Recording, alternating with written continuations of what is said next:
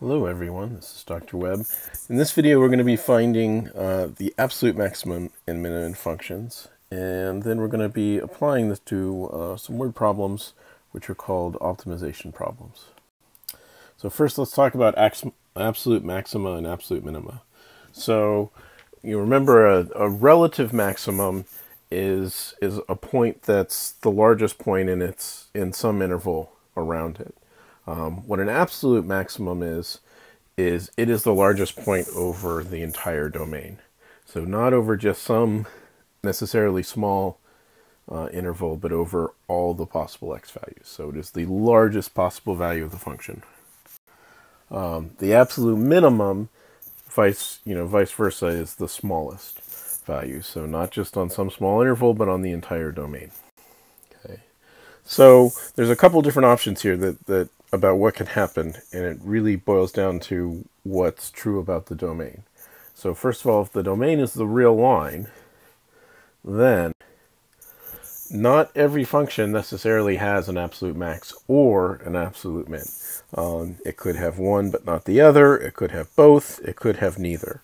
And some quick examples of this. If you think about something like a line or a cubic, neither of these have highest values, so or smallest values. If you have something like a parabola, say this is a downward parabola, well, this has an absolute max, but no absolute min.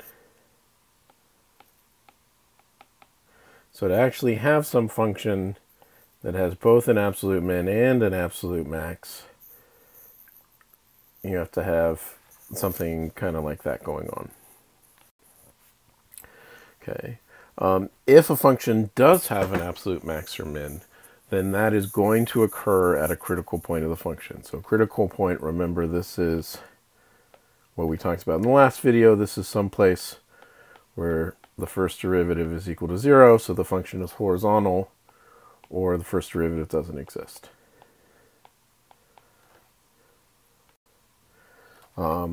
And then, so the way that we find these absolute maxes or mins are we're going to check the value at all the critical points, and then we're going to compare this against what happens at the limits.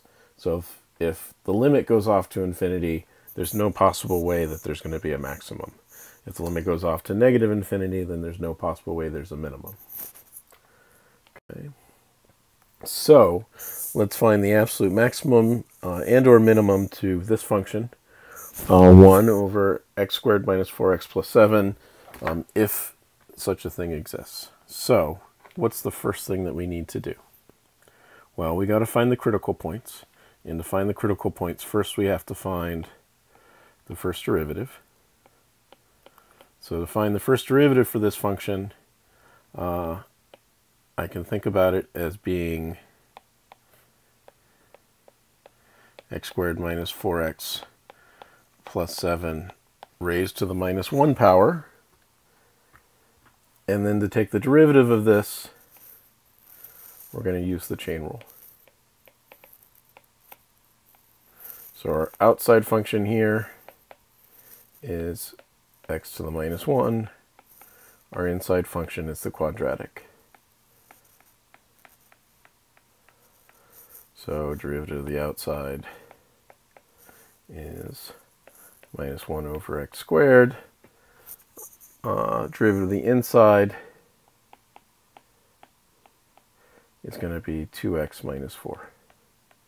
So putting this together, I have the outside, derivative of the outside with the inside plugged in.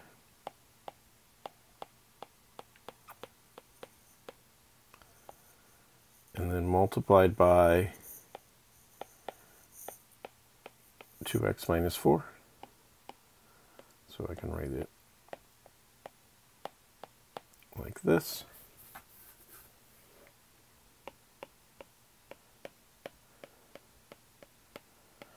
Okay.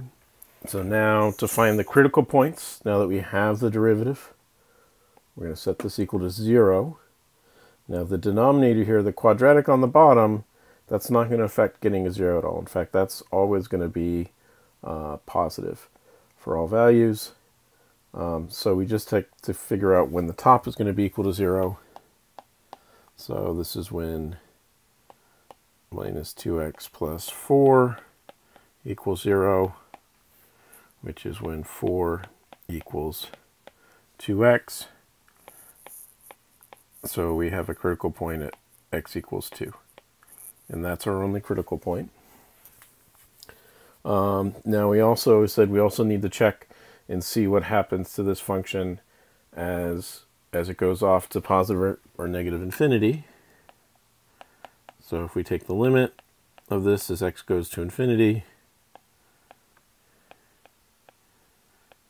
minus 4x plus 7, well, we have a quadratic on the bottom, a constant on the top. The quadratic's going to go off to infinity. And so 1 divided by infinity, 1 divided by something going off to infinity, that's going to 0. And in fact, that's the same thing that's going to happen as we go off to minus infinity.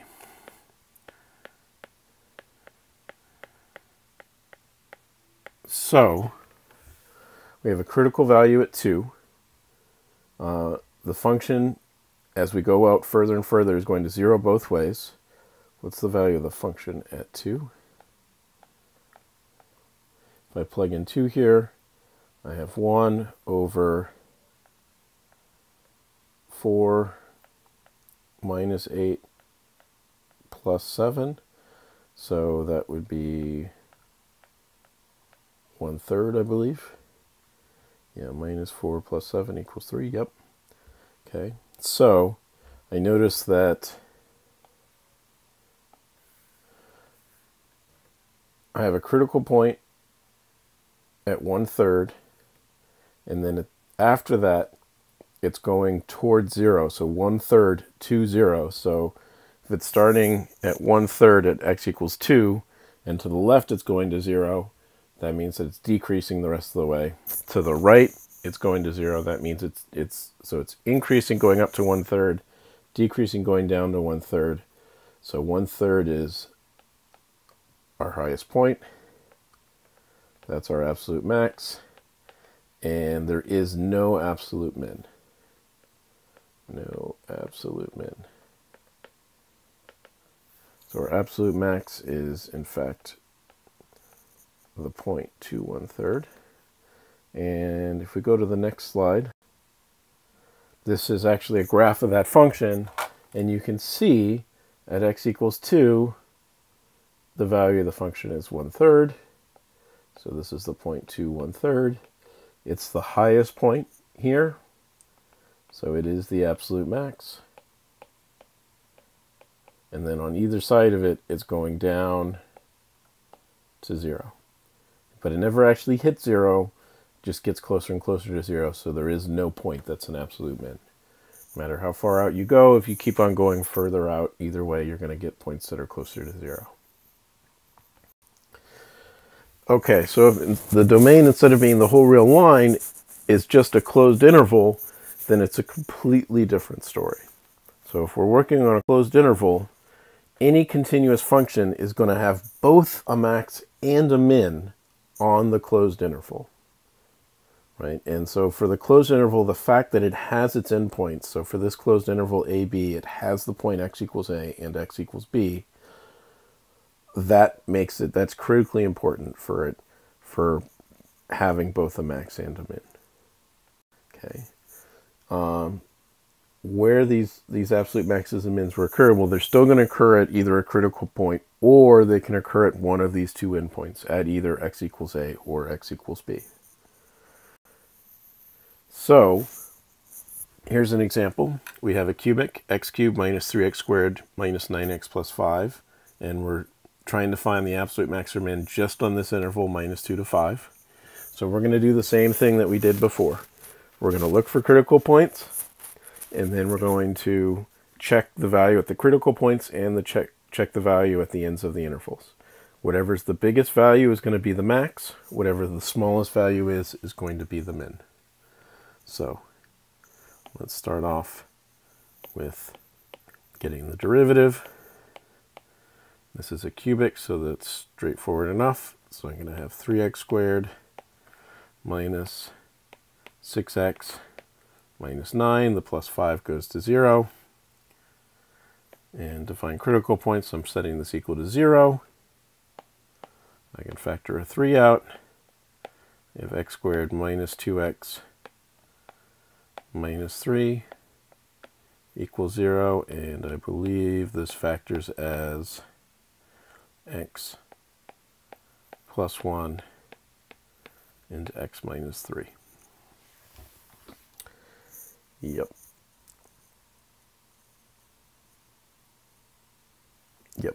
So here's what we're going to do. So we have this set equal to 0. So our critical points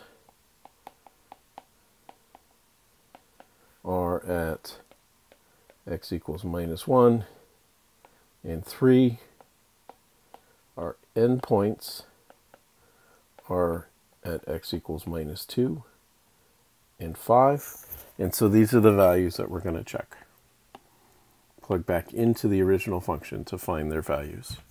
So if I plug in minus 2 is going to give me, let's see, minus 8. Minus 3 times 4 gives me minus 12. Minus 18, that's going to be a plus 18. Plus 5, so this is minus 20. Plus 23 gives me a 3. Now let's erase all that. So f of minus 2 is 3.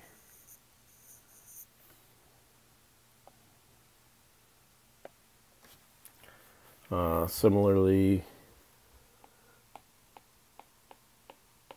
for minus 1, that would give me minus 1, minus 3, plus 9, plus 5. So that's 14 minus 4 gives me 10.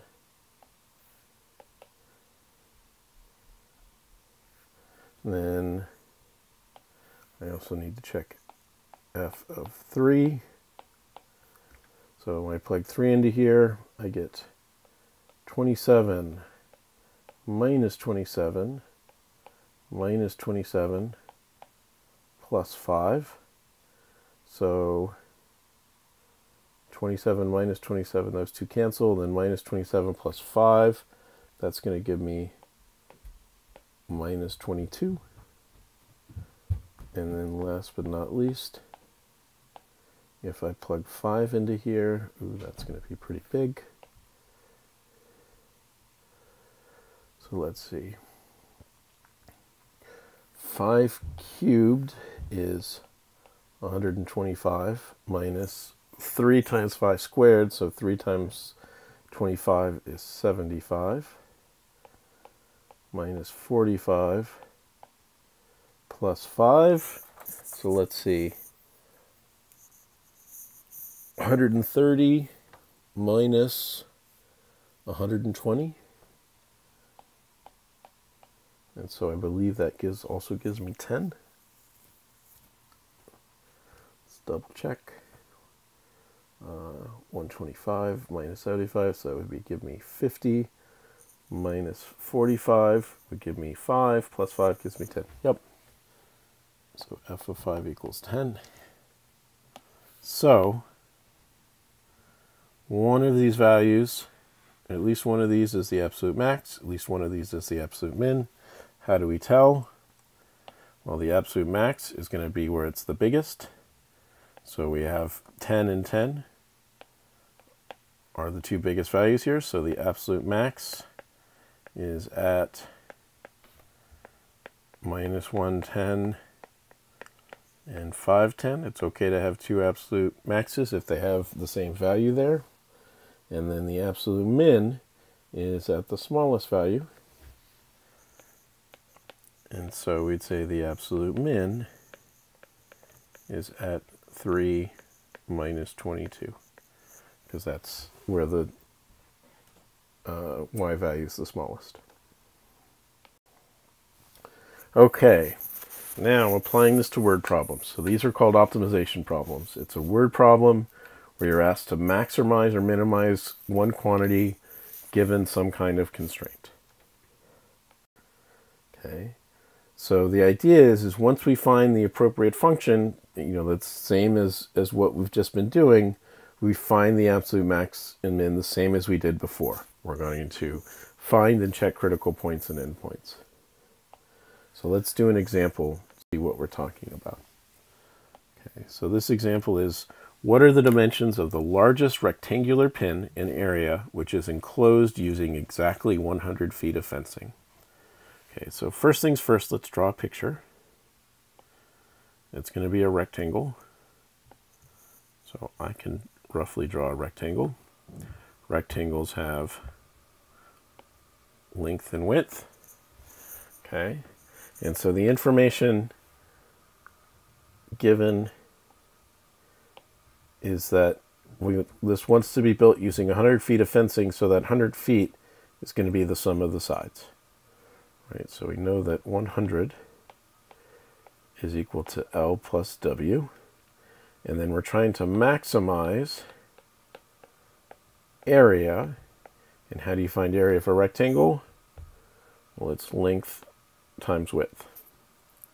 Okay, now looking at this area function, well, we've been maximizing things with one variable, and I've got two variables over here. So how do I get this down? I'm looking at length times width right here.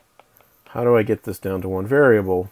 Well, my constraint function right here, 100 equals L plus W, I can solve for either L or W and use that to replace in there. So I will take my constraint function, rewrite it as 100 minus L equals W. And so now I can rewrite my area function, plugging this in, as being L times, instead of W, I'm going to write 100 minus L. Okay. And so now this is in terms of a single variable, and that means that we can do some calculus on it. So I have my function in terms of length. I want to maximize this function because it represents the area. So let's take the derivative. A prime is going to be, I'm thinking about, to make this maybe a little bit easier on myself, I'm going to rewrite L as being X. Just remember that L is X. Okay, so this is 100x minus x squared. That's easy to take the derivative of. I have 100 minus 2x. We set this equal to 0.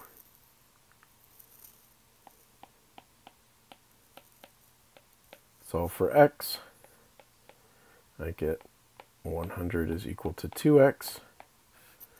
And so divided by 2, I get 50 is equal to x. Right? What are the endpoints here? Well, what's the smallest that x could be?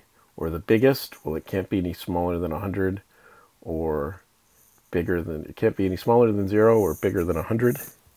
And so I can think about those values. A, if I plug in 0, A, if I plug in 50, and A, if I plug in 100. If I plug in 0 for A, I get 0 times 100 is 0. If I plug in 50, I get 50 times 100 minus 50 is another 50. And so that would give me 2,500 feet squared.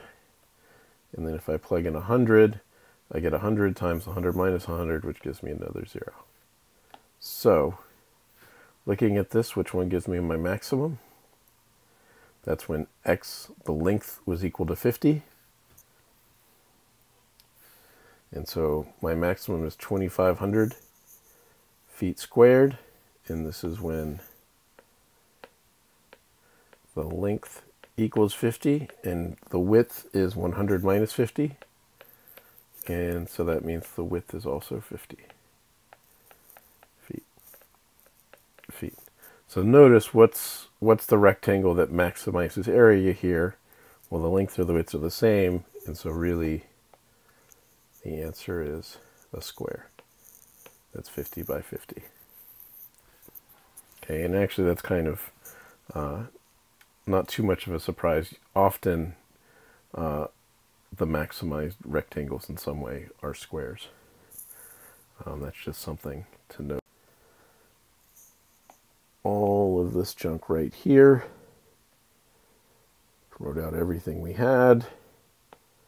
We knew we wanted to maximize area. That happens quite a bit. So let's talk about our strategy overall in doing this. So what was the first thing we did? So that was that problem. So copied out the information, drew a picture, wrote down everything that we had. Right. Okay. Then we wanted to find the function to optimize. So the function we wanted to optimize was area. So if you remember, area was length times width. Well, this right now is two variables. So we rewrote it to be area was x times 100 minus x. So now this is a single variable where x is the length. So instead of having the area in terms of length and width, we rewrote it so that it was only in terms of length. Then it was in terms of a single variable. Now we could do the nice finding absolute max and mins that we've been doing so far. And then once we had that, what did we do? We took the derivative, then we found the critical points and endpoints and checked them to get the absolute max and min. Okay. So for practice problems for Monday morning, tomorrow morning, first one, we're going to find the absolute max and min of this rational function, x minus 2 over x squared plus 2x plus 3 on the real line.